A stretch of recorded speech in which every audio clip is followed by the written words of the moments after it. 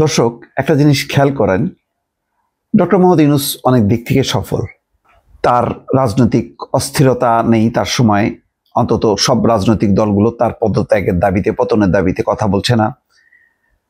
অসন্তুষ্টি আছে, অস্থিরতা আছে, সেগুলি খুব বড় মাত্রায় না।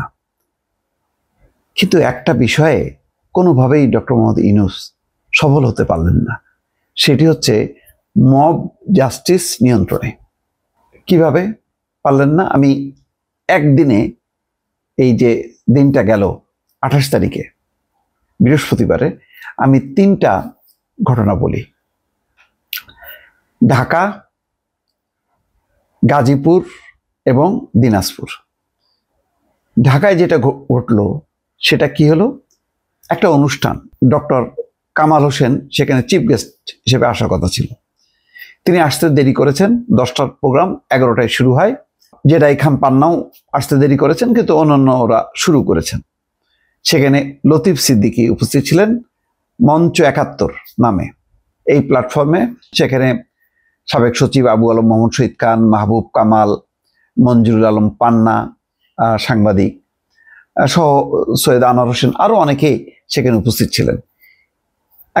এবং মুক্তিযোদ্ধারা, প্রবীণ মুক্তিযোদ্ধারা সেখানে আছেন। হঠাৎ করে শেখ হাফিজুর রহমান কার্জন বক্তব্য শেষ করলেন এবং তিনি সংবিধানের পক্ষে বললেন যে মুক্তিযুদ্ধকে অস্বীকার করা হচ্ছে।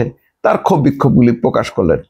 তার বক্তব্য শেষ হবার পর মাহবুব কামালের নাম ঘোষণা যখন করা হলো, তখন 25-30 জন ঢুকে পড়লো এবং লতিফ সিদ্দিকীকে ঘিরে যেই পরিস্থিতি তৈরি করা হলো অবর্ণনীয়। মাঝখানে একজন, চতুর্দিকে স্লোগান হচ্ছে আবু সাইদ মুগ্ধ, শেষ হয়নি যুদ্ধ, নানা রকম জুলাইয়ের হাতিয়ার গর্জে উঠুক আরেকবার, এই সমস্ত স্লোগান হচ্ছিল।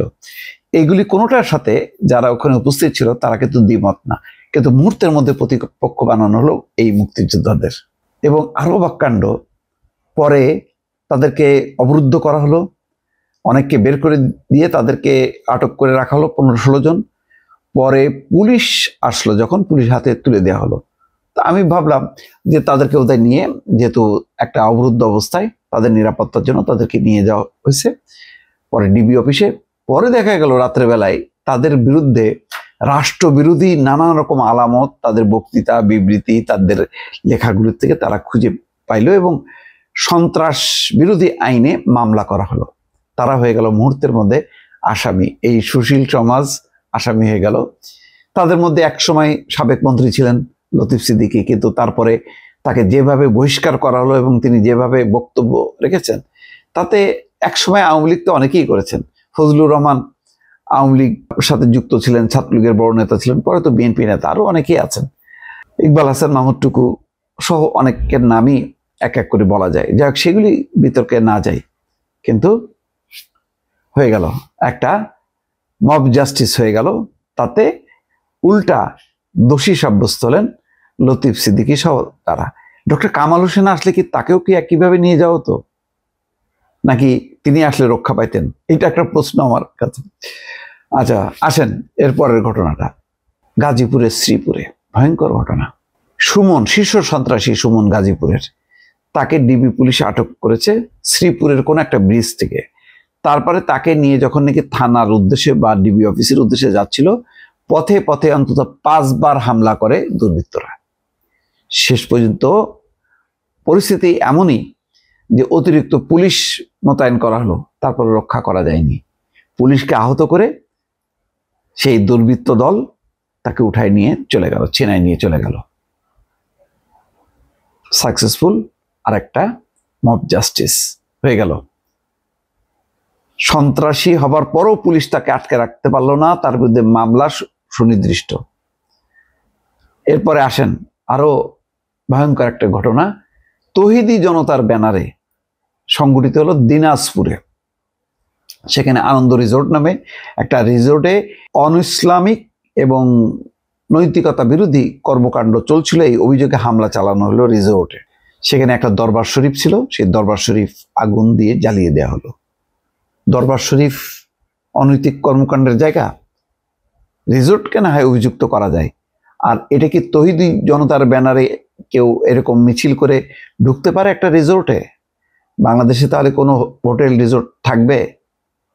আইন শৃঙ্খলা রক্ষাকারী বাহিনীর কাছে অভিযোগ ছিল, তাদেরকে কি বলা হয়েছিল? কোনো উত্তর নেই। পরে পুলিশ ব্যর্থ হলো এই মব ঠেকাতে, পরে সেনাবাহিনী যে কোনো রকমের রক্ষা করলো। একদিনে তিনটা সাকসেসফুল মব জাস্টিস সংগঠিত হয়ে গেল। বাকি দিন আছে, একের পর এক মব সফল হচ্ছে ডক্টর মোহাম্মদ ইউনূসের শাসনামলে, এবং এত মব জাস্টিসের বিরুদ্ধে কথাবার্তা বলার পরও কোনোভাবেই নিয়ন্ত্রণ করা গেল না। এখন সম্ভবত আর বলেও না, উপদেষ্টাদের মুখে দেখছেন না, এখন আর এসব নিয়ে কোনো কথা নেই। পুলিশও বুঝে গেছে যে তার ক্ষমতা কতটুকু। এখন আল্লাহর উপরে ছেড়ে দিয়া ছাড়া এই দেশের মানুষের আর কোনো কিছু, তাদেরকে কে রক্ষা করবে? পুলিশই তো ভরসা ছিল, পুলিশ আইন শৃঙ্খলা রক্ষাকারী বাহিনী, তারাই তো রক্ষা করতে পারছে না। সবচেয়ে বড় কথা হলো, মব তৈরি হয়, মবের বিরুদ্ধে ব্যবস্থা নেওয়া হয় না। যে ভিকটিম হয় তার বিরুদ্ধে। দেখেন না, ফজলুর রহমান, তার বাড়ির সামনে 8-10 জন যে অশালীন ভাষায় গালিগালাজ করা হলো, এ করলো, দলও তার বিরুদ্ধে অ্যাকশন নিল। হয়তো দল এমনিতেই নিত, কিন্তু একটা মব তো জাস্টিফিকেশন পেয়ে গেল।